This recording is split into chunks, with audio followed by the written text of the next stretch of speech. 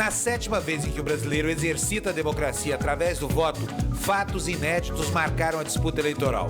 A guerra estabelecida pela estratégia de vitória a qualquer custo dos candidatos extrapolou o palanque eletrônico.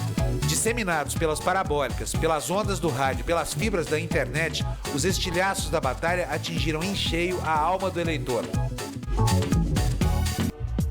Parecido com o ambiente das torcidas rivais de futebol, nas redes sociais, provocações criativas deram lugar a ataques recheados de preconceito.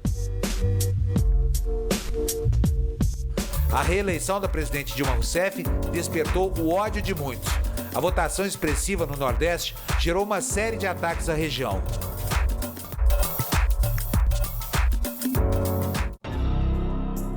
Comparações do Partido dos Trabalhadores ao nacional-socialismo de Hitler e sugestões para separar o Brasil com a construção de um muro inundaram a rede. Em contrapartida, eleitores vitoriosos comemoraram, mas também foram além. Eles desejaram até a morte da família Neves e promoveram uma campanha xenofóbica contra os paulistas. Na rede social criada para promover o encontro, a união e os bons relacionamentos, amizades foram desfeitas, curtidas foram substituídas por grosseiras descurtidas.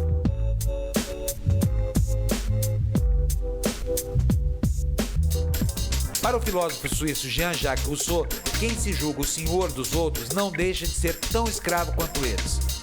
Será que essa não foi apenas a faísca necessária para acender algo velado que permanecia latente na alma dos brasileiros há décadas?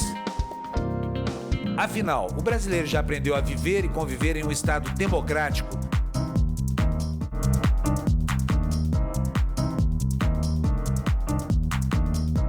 Para falar sobre estas e outras questões da sociedade contemporânea, o Canal Livre recebe o filósofo e professor Luiz Felipe Pondé.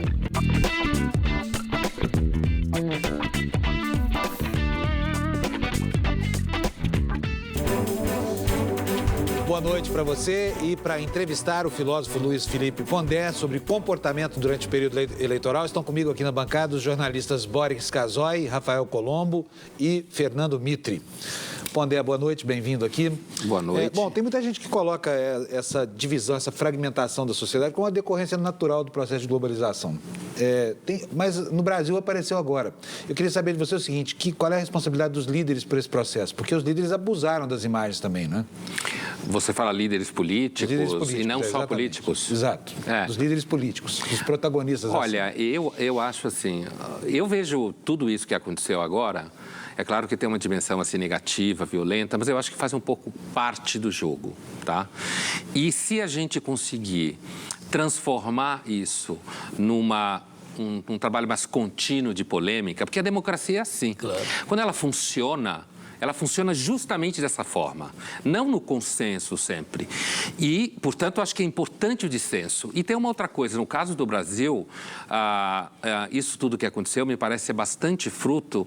O PT ensinou ao Brasil uma militância política que não existia há muito tempo no Brasil. E dentro dessa militância política, inclusive a raiva do outro, daquele que não concorda comigo, que é, sei lá, o patrão, é ele, é o dono, é o rico, é aquele filhinho de papai. Então, acho que o que aconteceu, ele é resultado...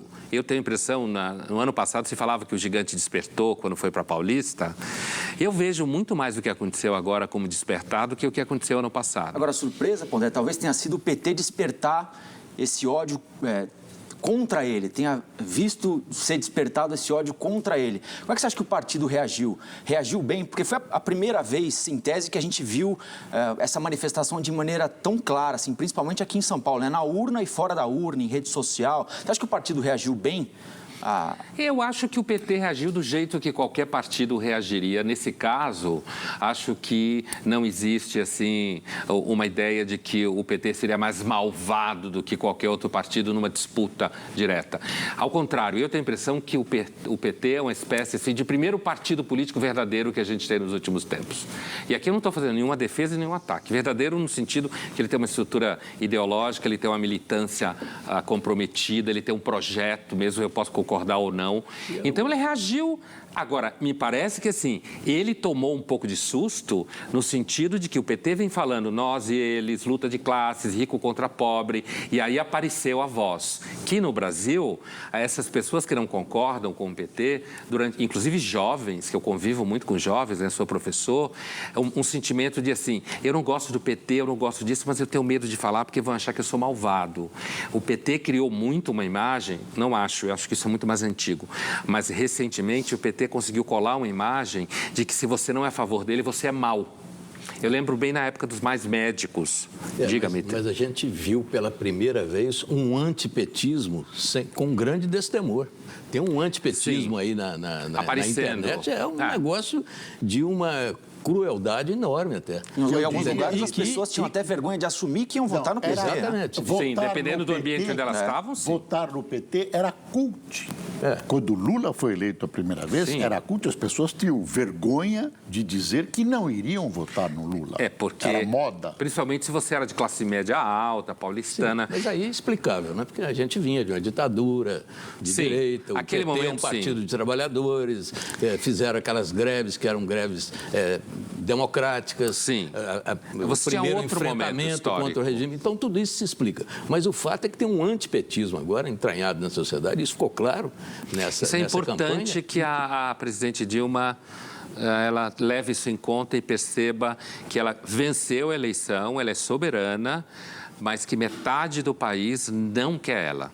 Isso não significa que ela não represente o país no sentido legítimo. Ela já deu sinais e tem grande consciência disso. Ela tem que ter... E agora, eu não sei até que ponto vai ser tão fácil estabelecer esse diálogo, porque o PT, não sozinho, mas o PT foi bastante violento. Agora, eu queria voltar a uma coisa que o Boris falava, o seguinte, o PT nasceu como um partido de classe média paulistana, e não só paulistana, mas muito paulistana, implicado com a ideia de um país melhor. Então, chegou até a ser cult.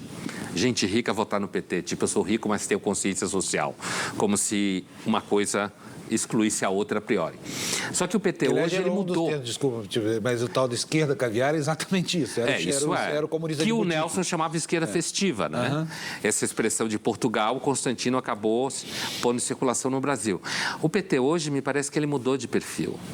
Ele, apesar de que, aparentemente, às vezes eu tenho a impressão que o Haddad, com essa coisa de ciclofaixas e tal, ele fica tentando flertar com a classe média alta paulistana jovem, principalmente, que é quem anda nessas ciclofaixas.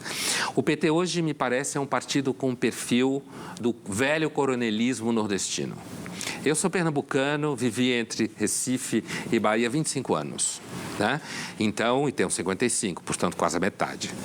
Então, assim, o PT hoje, ele é um partido que depende, do ponto de vista de voto, de áreas com alta vulnerabilidade econômica. Agora, mas aí tem uma explicação. Aí tem uma explicação, mas aí tem uma explicação que é fundamental. O PT é forte nessas áreas por causa dos programas sociais do PT. É evidente. Na América Latina, a pobreza é um capital eleitoral. Qualquer partido que queira ganhar eleição na América Latina tem que falar com esse capital político que é a população de baixa renda. Enquanto o PT era um partido de classe média, ganhava a prefeitura em São Paulo, Porto Alegre, Campinas, mas eleição nacional nada, né? Só o que aconteceu é assim, na medida em que ele cada vez mais foi, e essa eleição, na realidade, mais do que tudo, ele acabou ficando um pouco encurralado em regiões de alta vulnerabilidade econômica e perdeu espaço em regiões com menos vulnerabilidade econômica, aí aparece a radiografia. Quer dizer, o Nordeste, que tem um monte de gente capaz, esse papo de nordestino isso, nordestino aquilo, é bobagem, é coisa de gente ignorante, mas assim, o Nordeste, você tem muitos bolsões de vulnerabilidade econômica, sempre teve. E a vocação dessa população é votar em quem dá coisa para ele. Agora, quando é absolutamente legítimo. É a mesma população que votou no Collor. Sim. Ou qualquer um que ache, porque o Collor é uma figura do coronelismo antigo, já no final, decadente. O Collor é um coronel decadente, do velho coronelismo. É verdade. Agora, professor, o senhor acha que essa efervescência que acabou sendo produzida aí nesse final de segundo turno pode representar um estímulo para os jovens entrarem na política de uma vez por todas? Porque havia um desencanto óbvio por parte da juventude no Brasil. As manifestações de junho, elas mostravam isso. Aquelas grandes multidões não se sentiam representadas, elas rejeitavam o sistema político e rejeitavam as lideranças políticas. E rejeitavam os partidos também. Mas esvaziou. Vários partidos, sim, mas é aí que eu quero fazer a minha pergunta. Os partidos, inclusive, tentaram pegar carona ali e foram devidamente expulsos do ambiente. Mas aquela insatisfação está aí na sociedade. E agora nós vimos uma mobilização de um lado e de outro. Será que isso não engata uma quarta e vira participação política da juventude, de alguma maneira? Um interesse, em vez do desencanto de antes, agora um certo interesse e até uma vontade de participar? Então, é isso que eu quis dizer com... Acho que o que aconteceu agora é mais o gigante acordou, como se falava na época, no passado, lembra? Mais do que em Naquele junho. dia, no 16 de junho, aquela segunda-feira. Então, eu acho que agora é mais o gigante acordou do que naquele momento. Primeiro porque eu, pessoalmente, não acredito em democracia que não seja representativa. E aqui na América Latina existe muito esse discurso populista de fazer democracia direta. Para mim, quem defende democracia direta está sempre querendo roubar no jogo. A democracia é representativa, é institucional, ela funciona como institucionalizando conflitos. Então, aquela coisa de que não quero partido nenhum, não quero governo nenhum, eu acho que ela é legítima quando você está com bode, tipo bode do que está aí, como se fala, como os jovens falam. Mas não do ponto de vista positivo. E aquelas manifestações se esvaziaram. Nesse momento, assim, muitas pessoas se envolveram, inclusive universitários, que nunca quiseram nada a ver com isso, se envolveram porque se sentiram tocados, inclusive com o que eles não queriam. Então, uma certa raiva política faz parte da democracia. Claro. E isso, organizadamente, quem ensinou foi o PT. Deixa eu te perguntar quem ensinou foi o PT. Olha só, uma coisa é a divergência, é a briga em torno de ideias, da ideologia, essa coisa toda. Mas a outra é a desqualificação das características étnicas, raciais, essa luta xenofóbica que aconteceu. Quer dizer, no meu modesto ponto de vista aqui, essa fragmentação foi muito grande, foi muito além do que determina... Eu queria pegar uma carona na sua pergunta, que é o seguinte. Na própria campanha eleitoral, houve um avanço sobre as intimidades, sobre os conceitos familiares, sobre as pessoas que eu nunca assisti. Então, eu pergunto o seguinte, toda essa fragmentação, toda essa confusão, toda essa xenofobia, na verdade, não quebrou pontes? Ou você acha que essas pontes são reconstruíveis? Por exemplo, quando a Dilma chama o Aécio para o diálogo, ele não vai porque ele foi extremamente ofendido. Quer dizer, é restabelecível isso? É normal? Então, primeiro, eu também, voltando ao que você perguntou, assim, acho que naquele momento foi demais. Mas esse ir demais, eu acho que faz parte do processo. Você vai demais e volta. Quando se vai para o campo da xenofobia, do racismo... Então, assim, eu estou pensando em invadir a vida privada, falar mal. Isso os americanos fazem com frequência. Todo, A xenofobia aparece como uma forma de raiva, seja do norte contra o sul, do sul contra o norte. Mas acho que, assim, no momento que aparece, o jeito de lidar com isso é criticar, nas próprias redes sociais, atacar quem é racista, denunciar a justiça eleitoral, denunciar se a pessoa fez isso em situações específicas que é passivo de crime, você denunciar. Eu não sou a favor da justiça eleitoral dizer o que você pode e não pode falar. Porque daqui a pouco um juiz vai querer dizer, faltou isso e tal. Faltou proposta sobre educação, faltou proposta sobre como asfaltar as ruas. Isso mesmo, e aí não pode fazer. Mas eu acho que faz parte do processo esse ir e volta. É isso que eu quero dizer. Agora, se a gente sair do campo oficial, eu também acho que é tudo do jogo. Agora, saindo do campo oficial, acho que o que assustou as pessoas foi que esse tom, um pouquinho acima do que a gente está habituado na campanha, destampou um ódio que para muita gente não existia. E aí levou a manifestação racista, xenófoba, porque esse nasceu em tal lugar, depende de bolsa X, bolsa Y. Eu acho que foi isso que assustou. Você não respondeu se tem volta, hein? Eu queria saber se tem volta. Esse ódio respondeu, de dentro das pessoas... É um momento. Mas eu vou voltar. Diga. Esse ódio está onde, Pondé? Por que ele explodiu agora? Porque me parece que ele está dentro de cada um de nós. E a gente não pode culpar o Aécio, a Dilma ou quem quer que seja, né? Quem tem bom senso não se deixa levar, não comete nenhuma manifestação racista porque o Aécio falou isso ou a Dilma falou aquilo, né? Não. O Brasil sempre gostou de se ver como um país de paz. Pacífico, o Brasil é um país violento, que tem procedimentos violentos nas relações. Cheio de guerras na nossa história, derramamento de sangue. Essa história que a gente confunde a ideia da cordialidade no senso comum, que na realidade significa privatizar o público e não que é todo mundo simpático. Então, eu acho que esse ódio, essas raivas, essas diferenças sempre estiveram aí. O debate, a posição politicamente correta não ajuda isso, porque fica querendo pôr isso embaixo do tapete. Claro. Eu sou daqueles que acho que se você fala, se você traz para a mesa, se você discute, se você identifica os problemas, é sempre mais fácil de você lidar com eles. E por aí eu volto ao que falava o Boris. Assim, acho que tem volta, porque eu acredito que a democracia é assim. Agora, a volta não pode ser uma coisa tipo poliana.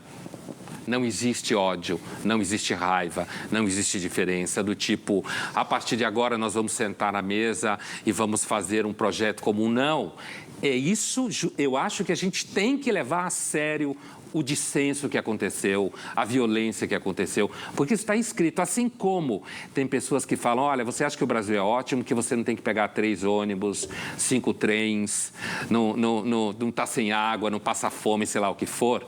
Da mesma forma, me parece que é assim, você acha que o Brasil é ótimo, porque agora a gente pode sentar, não aconteceu nada. Não, eu acho que aconteceu.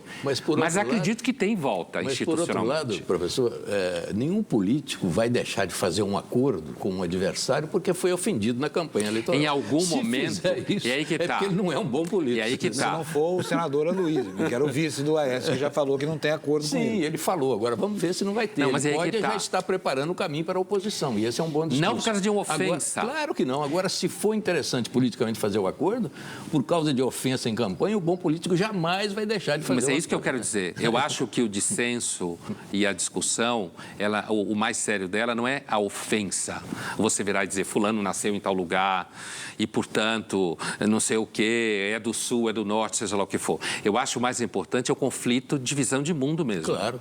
Eu acho que isso é que tem que ser interessa politicamente. Não é mais ou menos como a gente comemorar a eclosão do jihadismo, porque havia um conflito que não tinha essa cara lá no Oriente Médio, então ele vai dar visibilidade para o assunto, quer dizer, mas essas são formas de fascismos também. Sim. São todas elas. Então, o jihadismo... Nós somos fascistas, na verdade, sempre fomos e não sabíamos disso. Não acho que... A gente é um pouco fascista no sentido de acreditar que o Estado tem que fazer a sociedade feliz. Isso é fascismo. Porque comunismo e fascismo, eles são primos, né? Se você olhar historicamente. Mas, assim, o jihadismo, sabe, assim, os jovens hoje, eles são muito estimulados, inclusive, a achar que tem que mudar o mundo, seja libertar animais, até que você tem que ter catraca livre, certo? E se você observar, a gente, inclusive, discutiu outro dia na rádio, Bandeirantes, a foto, né, dos meninos que foram libertar uns chinchilas, lembra, todos, né? Com o rosto coberto. Com o rosto coberto, uma máscara preta e só aparecia o olho, seguravam alicates e chinchilas na mão e tinha um símbolo FLA. Dos Beagles também, a mesma coisa. Então, mas desse daí, a imagem jihadista estava muito clara na foto. Então, um certo espírito é muito cultivado para os jovens hoje em dia, em muitas situações, que eles devem abraçar causas e serem duros com determinadas coisas. Eu acho que a diferença do jihadismo está no seguinte, justamente na possibilidade da gente ter instituições que organizam os conflitos. Os países onde você tem jihadismo não tem democracia. São sociedades pré-modernas, extremamente teocráticas, onde você tem uma confusão muito grande entre mundo depois da morte, o mundo aqui, projeto divino, onde você julga a partir de livros sagrados, certo? E aí o jihadismo, no sentido verdadeiro, está lá, né? No mundo muçulmano, nesse caso. Agora, e que inclusive é uma interpretação muito específica, porque você pode ser muçulmano e entender a jihad como combate interior. Não tem nada a ver com sair explodindo todo mundo. Isso é uma interpretação de um grupo específico dentro do Islã, que não é a maioria das pessoas, claro. Certo? Então, assim, agora, quando você vem para cá, não, aqui você tem, espero que sim, instituições que acolham esse conflito. Agora, o que existe muito é essas instituições no âmbito da educação e no âmbito da cultura, elas não têm acolhido nos últimos anos visões que sejam contrárias a visões petistas. Professor. E isso é um problema no mundo acadêmico e no mundo cultural. Mas, professor, falando da questão política especificamente, o senhor acha que dessa divisão do país, porque eu vejo essa divisão como um fenômeno democrático, a divisão eleitoral do país e essa coisa de que o país agora está dividido em duas metades diferentes e tal, até aí, para mim, isso não tem grande significado, a não ser o significado político eleitoral. O país se dividiu e ótimo. Imagina se 95% tivesse votado num candidato só.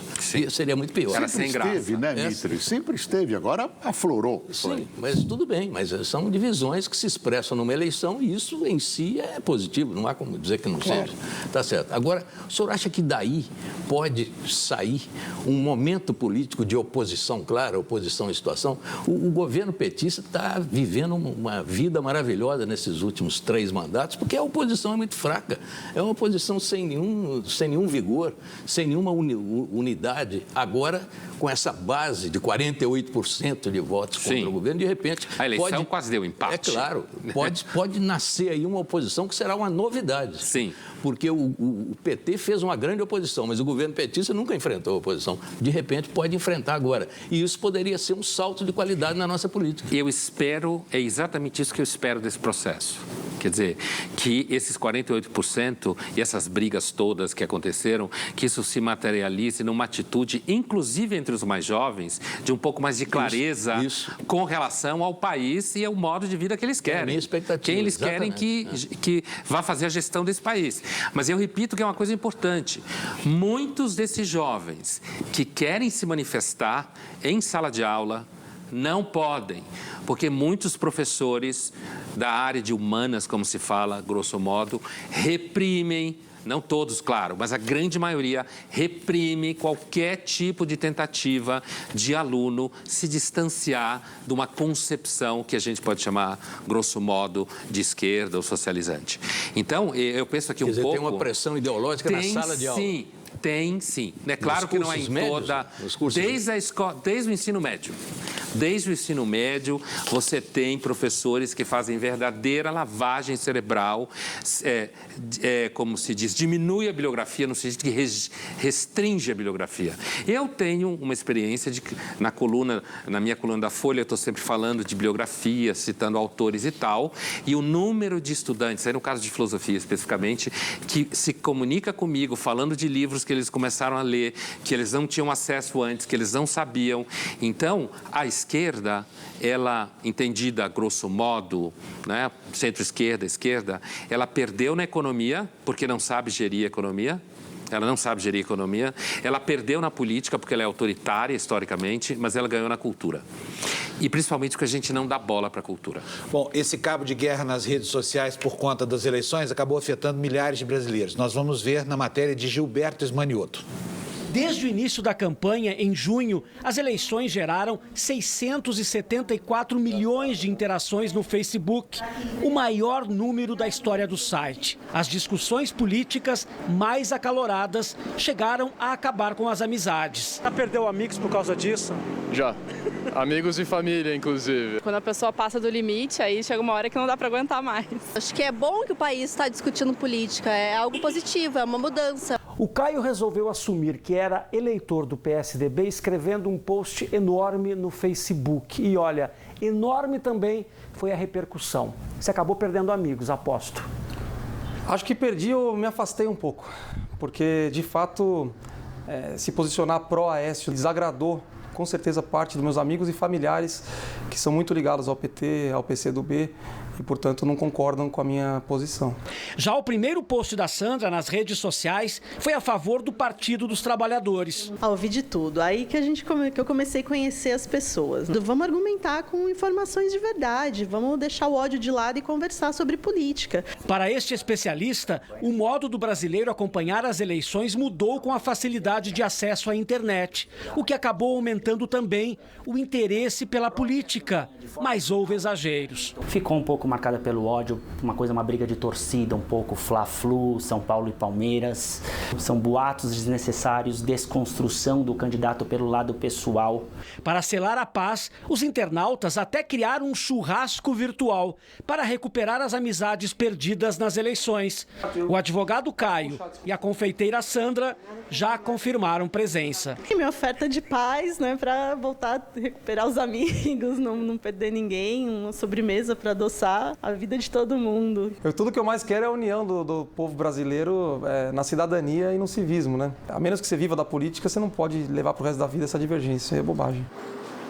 Pondé, mas eu tenho a impressão de que esse churrasco não vai dar certo, sinceramente, porque é virtual, né? Enfim, não, que fosse real, em qualquer campo, porque, enfim, essas convicções novas, recém-adquiridas, elas estão muito próximas do campo da religião aqui no Brasil, né? Então, quer dizer, as pessoas estão discutindo sobre crenças íntimas. Mas, assim, se você observar a história da filosofia política, grosso modo, dos últimos 250 anos, a política tomou o lugar da religião em grande parte. Aliás, pensando bem, assim, eu vou fazer um comentário aqui que eu sei que o Mitre vai concordar comigo. Por exemplo, na Revolução Farroupilha, houve um ódio visceral, gerava mortes horríveis, na descrição do livro do Lira Neto, e o sul do país está pacificado e está integrado ao Brasil. Então, eu acho que tem dois níveis. Primeiro, existe uma expectativa no mundo moderno de que a política redima a vida. Se você olhar o cenário medieval, pelo menos europeu, a expectativa era que a graça ia redimir a vida. Era Deus e a ação da graça. A partir da Revolução Francesa, grosso modo, principalmente de filósofos como Rousseau, Diderot, você não admira muito. Né?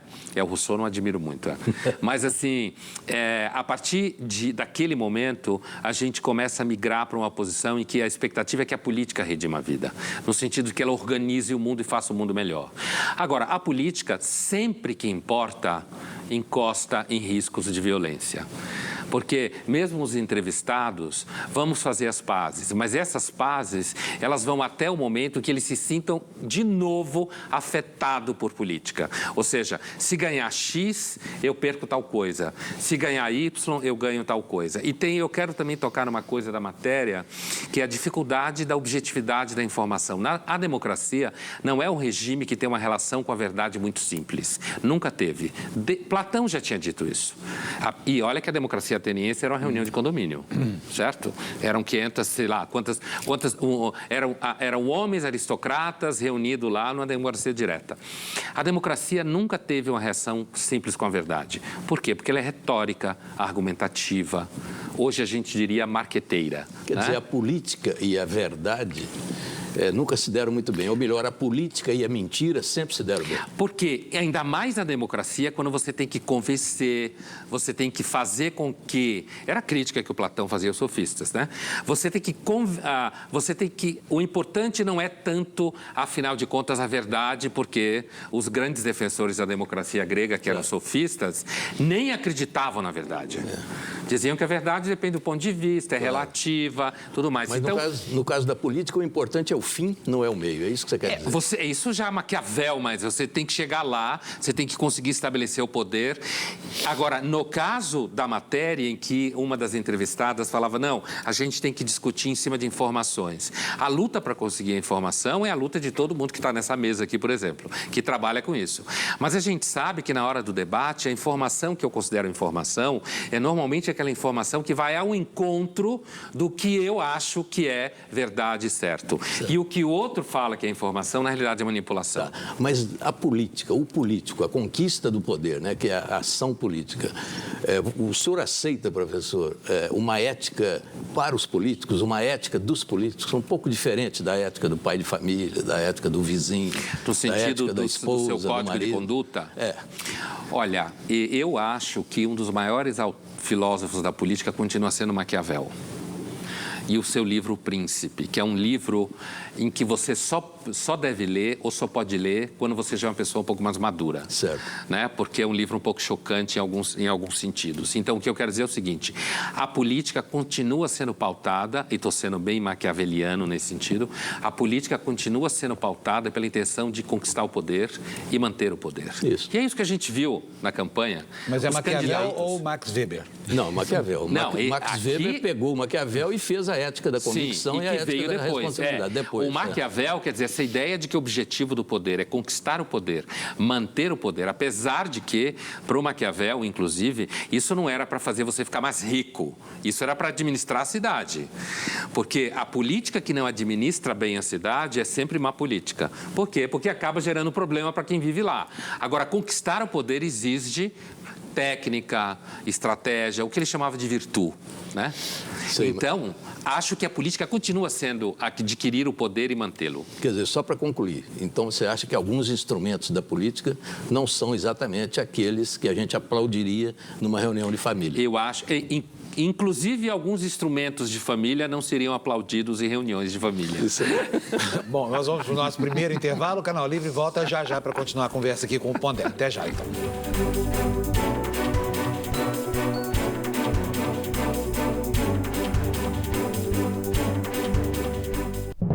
Canal Livre.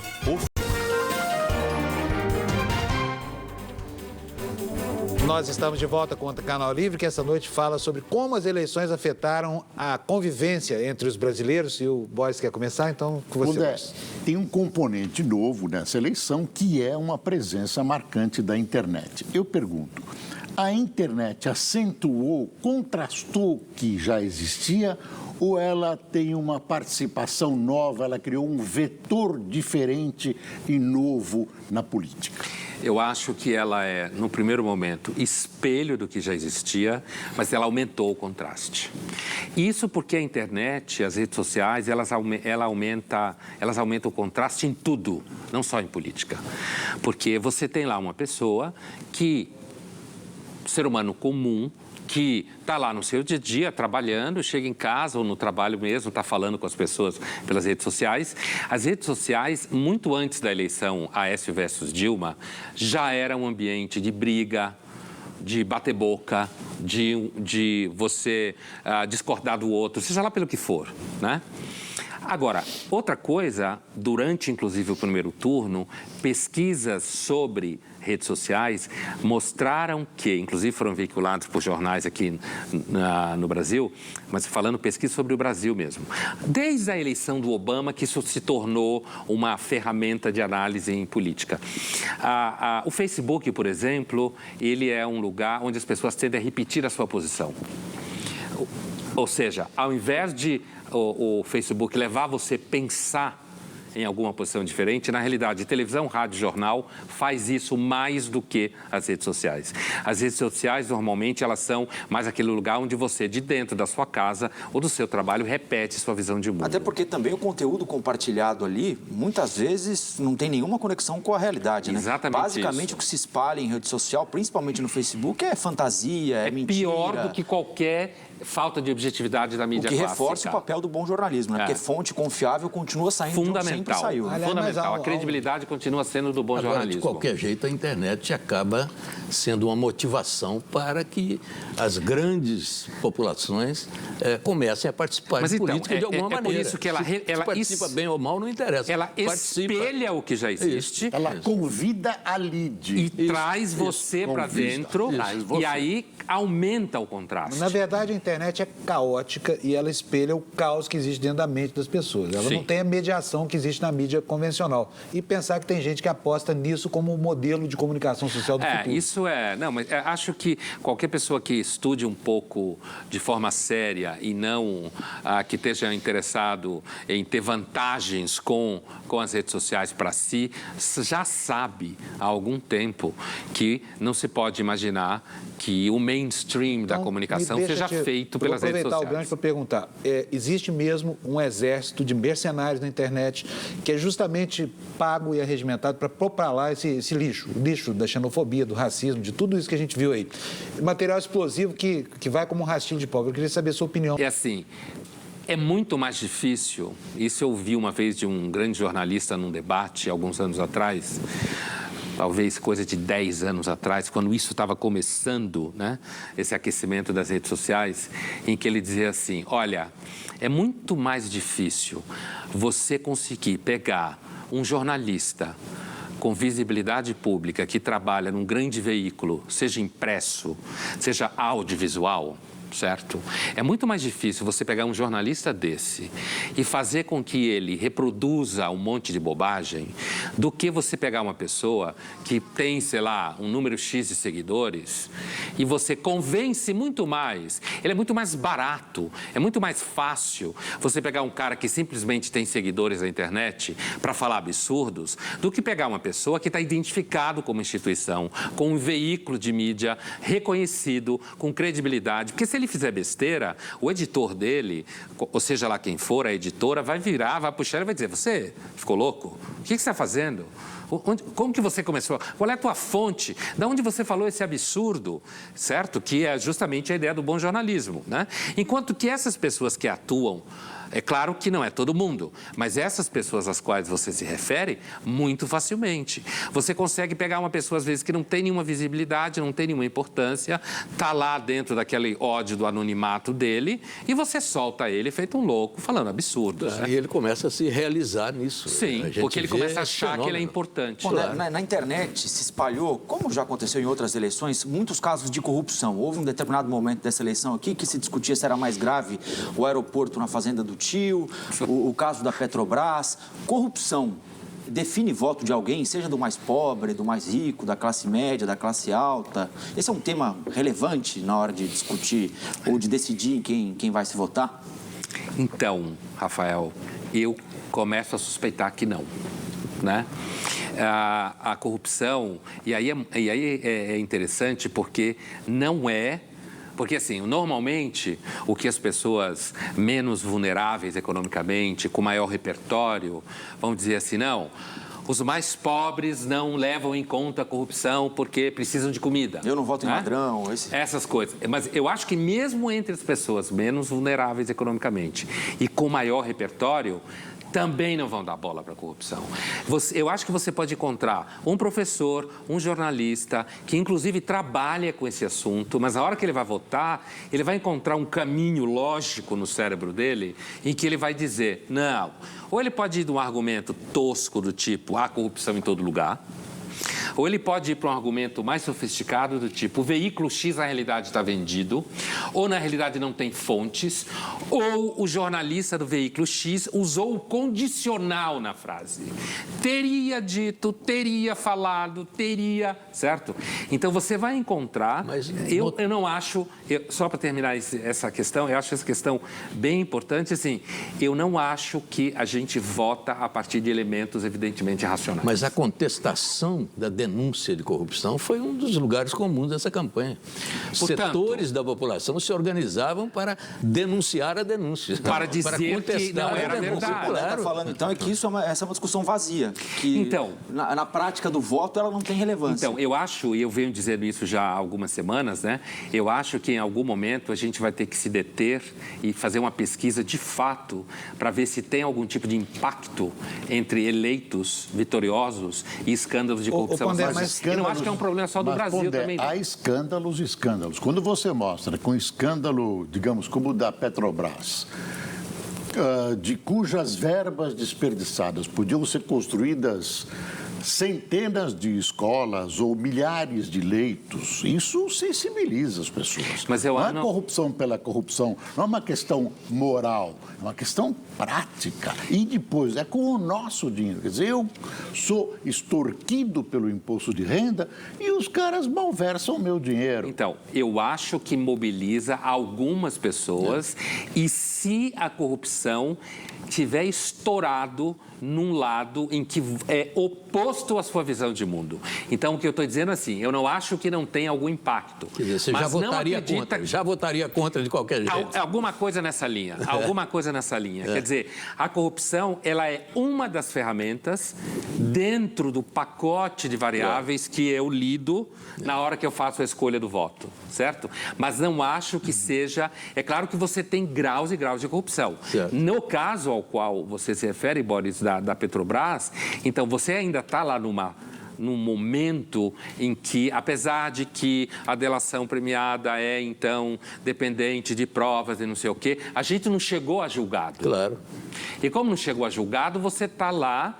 Mas no eu só vou momento te lembrar em uma que coisa, Pondé, a gente nunca na história do Brasil chegou ao julgamento, tá? Salvo no caso do mensalão. Não se sabe quem, mas não sabe quanto. E mesmo o mensalão, não acho que o mensalão necessariamente foi um fato que derrubou tantos votos de tantas pessoas assim. Não se comprovou. Talvez isso, o Petrolão venha fazer se revelar verdadeiro, julgado, identificados, condenados. Faltam os desdobramentos. Mas, professor, e a questão ideológica na política no Brasil? É a ideologia mesmo, a organização ideológica de partidos. Isso, o senhor acha que está superado?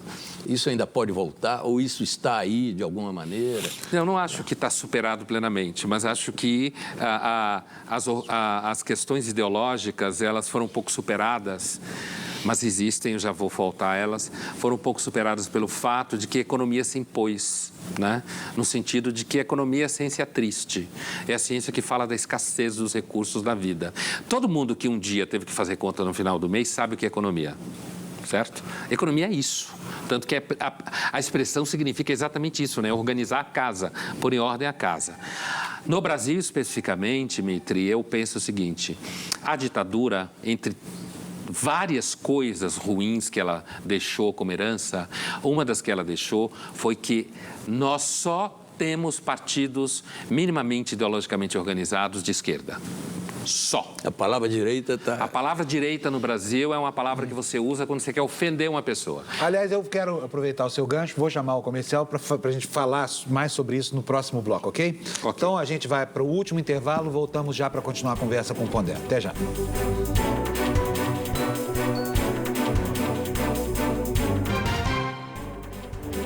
Nós estamos de volta para o último bloco do Canal Livre, que esta noite fala sobre a divisão da sociedade, sobre a democracia, com o filósofo Luiz Felipe Pondé. Mitri, eu vou te pedir para começar esse bloco, já que o assunto no anterior era seu. Eu queria levantar a questão ideológica, a questão da questão ideológica na política brasileira, né? Nós temos 28 partidos políticos, eu lembro isso. Né? Bastante, né? 28 partidos políticos que têm representação no Congresso. Olha só que loucura isso. Né? Eu queria saber qual é o peso da questão ideológica. Por exemplo, o PSDB é um partido social-democrata. Isso tem algum sentido? Acho que hoje o PSDB é um partido centro-direita que foi encostando para essa posição. A revista The Economist chamou o PT de partido de centro-esquerda e o PSDB de partido de centro-direita. Mas se você falar isso para um tucano, ele certamente ou provavelmente vai se sentir ofendido. Ele vai se ofender. Por quê? Por quê? Porque isso que a gente falava antes do comercial. Quer dizer, quando você... O rescaldo da ditadura foi criar uma concepção no Brasil que ou você é de esquerda ou você não presta. Chamar alguém de direita no Brasil é dizer que essa pessoa é torturadora, acha que tem gente que tem que morrer de fome, que ela é malvada, sei lá, que ela não fala com a mãe no final de semana, sei lá. Ou seja, um pacote de coisas horríveis, né? E isso daí é muito fruto não só da ditadura, mas a ditadura fez muito esse trabalho. Por isso que eu costumo dizer que o projeto de esquerda no Brasil devia agradecer à ditadura. Por quê? Porque a ditadura construiu um caminho para você encher o peito e dizer assim, eu lutei contra a ditadura. Na realidade, eu queria instalar uma outra ditadura aqui, cubana soviética. Mas então, eu sou a favor do bem, da liberdade, não sei do quê. E aí desarticulou. O que você tem além disso? Partidos que foram identificados com coronelismo atávico, fisiologismo, certo? Aquilo que na Revolução Francesa chamava de pântano. Certo? Não é nem alguém que esteja defendendo propriedade privada, liberdade de expressão, direito individual, certo? Que é o que eu entendo por direita do ponto de vista filosófico. Pondé, por que é tão... Olha só, surgiram duas palavras, duas expressões aí novas nessa eleição, que é o coxinha, né, que designa o Mauricinho, aí, o eleitor, o playboyzinho de direita, e esquerda caviar. As duas são extremamente ofensivas. Se você quiser brigar com o sujeito, não adianta xingar a mãe dele, mas chame ele de coxinha para você ver o que acontece. Então, por que esses memes ganharam isso é um símbolo. Veja, eu estou entre aqueles, resumindo um pouco essa ópera, assim, que acham que tudo que aconteceu com todos os problemas foi bom. Certo? No final, a soma é positiva. É positiva porque você colocou as pessoas em conflito, em discussão. E também estou entre aqueles que acham que não se deve agora simplesmente terminar em pizza e todo mundo se ama. Não! Nem todo mundo se ama e nem todo mundo concorda, certo? Agora, e aí nesse contexto, um xingamento político, ser o mais ofensivo... Seu coxinha. Eu acho maravilhoso. Eu acho maravilhoso, porque quando você diz que alguém é coxinha, você quer dizer que ele é bobo, que ele é alguém que, sei lá, só anda em bairro rico, certo? Que não tem mínima noção do que acontece no mundo. Quando você chama alguém de esquerda caviar, que é o termo que o Constantino botou em circulação de Portugal, o Nelson já tinha cunhado aqui o esquerda festiva, que é a mesma coisa, né? Ele já usava essa expressão. Então, assim, quando você diz que alguém é festivo ou alguém é caviar, é porque, na realidade, é aquele Mauricinho que fez uma escola cara da Zona Oeste de São Paulo, um professor de história meteu na cabeça dele uma série de coisas, ele continua indo esquiar no Colorado, mas ele acha que é de esquerda, porque ele vai salvar o mundo e vai mudar o mundo. Na realidade, ele não tem a mínima noção do que significa andar de metrô, de ônibus. Pois é. Eu vou te fazer uma pergunta do advogado do diabo, uma pergunta chã, mas que eu acho que passa pela cabeça de muita gente. Na conversa, sempre a gente desvaloriza uma democracia que não tenha partidos ideológicos. E eu pergunto, para uma democracia funcionar para o bem-estar da sociedade, eles são necessários? Olha, Boris, acho que uma democracia, uma sociedade democrática, no caso, quanto mais organizada ela tiver, o que eu quero dizer com isso? As pessoas andem na rua sem serem mortas e assaltadas, você tem escola razoável, um sistema de saúde razoável, né? Onde as mulheres possam circular, trabalhar aqui, ali, acolá, sem ter que ficar pedindo perdão, desculpa ou autorização. Ou seja, estou pegando índices básicos, né? Quanto mais uma sociedade for assim, menos você vai precisar de partidos fortemente ideológicos. Por quê? Porque, no final das contas, a vida é pautada por você quer ter uma vida razoável, comer mais ou menos bem, ter um pouco de lazer, você quer poder viajar, você quer que sua família circule sem sofrer riscos e tal. Alguém, um romântico, pode virar e dizer, mas que vida besta, porque os românticos estão sempre achando que a vida cotidiana é besta. Mas tudo bem, melhor sofrer de uma melancolia romântica, porque a vida é besta, do que você ter uma escola porcaria, não conseguir ir no hospital quando está doente, ficar sendo assaltado o tempo inteiro, sendo roubado de tudo quanto é jeito. Então, eu acredito que quanto mais uma sociedade é um pouco mais homogênea, ela conseguiu construir um cotidiano um pouco menos pior, eu falo sempre assim, porque eu não acredito em perfeição, né? Então, quanto menos pior ela for, menos ideologia precisa. Agora, professor, há alguns valores, professor, que eu acho que continuam presentes aí e eles têm um sentido ideológico. Por exemplo, e até uma tensão entre eles. Por exemplo, liberdade, igualdade, segurança. Se você enfatiza a igualdade, você tem um projeto político ideológico claro. Sim. Você enfatiza a liberdade, você tem também. Você enfatiza a segurança, você põe tudo em xeque. Sim. Tem também a questão do mais Estado e menos Estado. São questões ideológicas. Sim, mas eu acho que essas questões são ideológicas e no Brasil elas fazem muito sentido. Isso. Porque o Brasil é um país ainda que precisa se colocar isso. A gente não é Noruega, não é Dinamarca, não é Escócia, que pode ficar dizendo, eu quero ser Reino Unido, não quero, hoje eu estou afim, amanhã eu não estou. Quer dizer, a gente não está nessa situação. Agora, é claro que o que eu queria dizer é o seguinte, uma sociedade que tem uma sociedade de mercado ativa, onde as pessoas têm um emprego, a minha concepção de justiça social é quando você tem muito emprego. Uma sociedade como essa, ela pode, por exemplo, entender que igualdade é quando você tem igualdade perante a lei, você não tem diferenças muito grandes de ganho, ou seja, uma pessoa pode ser muito rica, mas a pessoa que está aqui embaixo consegue ter uma vida cotidiana razoável. Agora, é claro que a liberdade não pode ser cerceada em nome de uma igualdade que destrói a liberdade de expressão. Você falou ideologicamente. Agora, não, mas a gente precisa disso. Pondé, se a massa, a maioria está preocupada com as condições de vida, o transporte, a segurança, e os partidos cada vez menos ideológicos, mais parecidos, quem é que está fazendo esse debate? A gente está amplificando esse debate, parecendo que ele é maior do que é, na realidade? Você fala o debate sobre o debate sobre ideológico? Sobre ideologia, sobre Estado. Então, aí que está. Eu acho que essa eleição, um dos ganhos dela poderá ser trazer um debate ideológico de volta para o Brasil. Porque é o que eu dizia antes, ideologia é uma coisa que você pode precisar ou não. Acho que o Brasil ainda precisa de elementos ideológicos, porque não está claro determinadas concepções do que a gente quer para o Brasil. Então, você precisa de metrô no Brasil, por exemplo, mas você não pode destruir a liberdade de expressão. Você precisa de ter saúde melhor ou educação, mas você não pode fazer com que comitês participativos destruam a autonomia do legislativo em nome de uma teoria ideológica suposta.